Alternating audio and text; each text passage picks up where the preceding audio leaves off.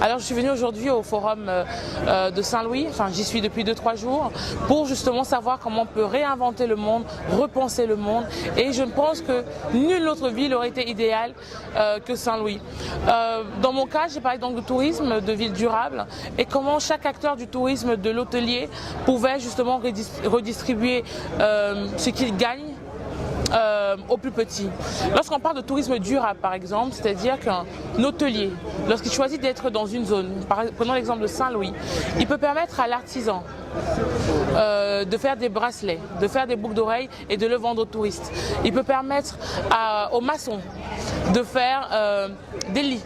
Il peut permettre aux artistes d'exposer dans des restaurants où les clients pourront voir leurs œuvres. Ils peuvent permettre aux artistes de repenser les lieux. Ils peuvent permettre aux tisserands de refaire les draps. Et c'est là comme ça que finalement un tourisme durable, parce qu'on pense souvent, quand on parle de tourisme durable, les gens pensent à l'écotourisme. Un tourisme durable s'inscrit dans une idée de permettre à toute une société de trouver son compte. Que le plus gros comme le plus petit gagne de l'argent, mais pas que ce soit vu spécialement négativement, mais gagne de l'argent pour s'en sortir. Et le Sénégal a toujours été précurseur sur la question touristique, ce qui n'est pas toujours le cas d'autres confrères francophones comme le Cameroun. Le Sénégal s'est toujours présenté comme un pays de la teranga, comme un pays d'accueil, d'hospitalité. Et ce qui manque peut-être aujourd'hui au Sénégal, c'est d'avoir une compagnie aérienne locale qui va permettre de faire de Dakar ou de faire même de Saint-Louis ou d'autres villes, je ne sais pas, Tambacounda que j'aime beaucoup, des hubs.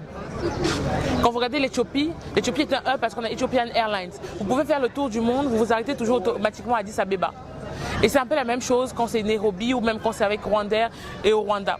Donc le Sénégal n'a personne à rattraper concrètement. Parce que sur les politiques de visa, on est plutôt OK. Dans certains pays, c'est plutôt gratuit. Il faudrait que pour les pays africains, ce soit aussi gratuit. Ça serait important que moi, en tant que Camerounaise, je n'ai pas besoin de payer un visa pour arriver au Sénégal, alors que par exemple, un Français ne paye pas de visa pour arriver au Sénégal. Ce n'est pas normal. Donc il faudrait ouvrir les frontières. Et que le Sénégal, qui a une vraie politique touristique dynamique, comme le Rwanda ou comme le Bénin, ne peut que permettre aux Africains de venir chez eux. Donc il ne faudrait pas louper le coche. Le tourisme est d'abord intra-africain aujourd'hui. On parle beaucoup de tourisme intra-africain parce qu'il y a une vraie classe moyenne qui se crée, qui se développe. Il faut se dire quand même que 300 millions aujourd'hui des Africains ont la possibilité, si on leur donne les moyens, pas financiers, hein, mais culturellement, si on développe, si on leur dit que voilà, à Dakar il y a des choses à faire, à Saint-Louis il y a des choses à faire, même moi en tant que Camerounais, je vais prendre mon billet d'avion pour arriver. Mais pour ça, je vais me demander, est-ce que le billet d'avion est cher? Est-ce qu'il y a un visa? Mais le visa, il faut aller où? À Yaoundé pour faire le visa ou il faut aller à Douala? Donc, une fois qu'on a accès à l'information, on peut aller découvrir un pays, on le fait naturellement. Et ce n'est pas qu'une question de nationalité. Les Africains aujourd'hui, on veut découvrir le continent, on veut visiter le continent et on veut juste avoir les États qui nous disent on met tout à disposition. De Dakar à Paris, à Cape Town, à Alger, vous êtes chez vous. Le continent, c'est un et on ne devrait pas l'oublier. Les 54 pays d'Afrique sont unis. Il faudrait que les États ouvrent. Il faudrait que les États ouvrent leurs frontières. Il faudrait que les États comprennent qu'il est très important pour nous, Africains, de découvrir chez nous. Ça va empêcher que nous, on cherche à aller en Occident pour se retrouver dans des embuscades comme en Libye ou en tout cas comme des embuscades à Lampedusa aux portes de l'Italie. Ensuite, lorsqu'on parle de tourisme durable, il y a aussi une notion qui est très très importante qu'on oublie toujours, c'est la préservation de nos lieux.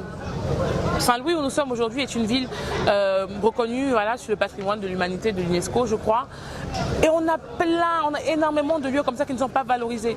Des fois, vous allez aller dans certaines villes, dans certains pays, vous allez trouver des endroits magnifiques, mais qui se détériorent parce que l'État n'a pas pris soin de préserver son patrimoine. Et après, on se plaint quand l'étranger vient récupérer notre patrimoine pour le mettre en avant à l'étranger.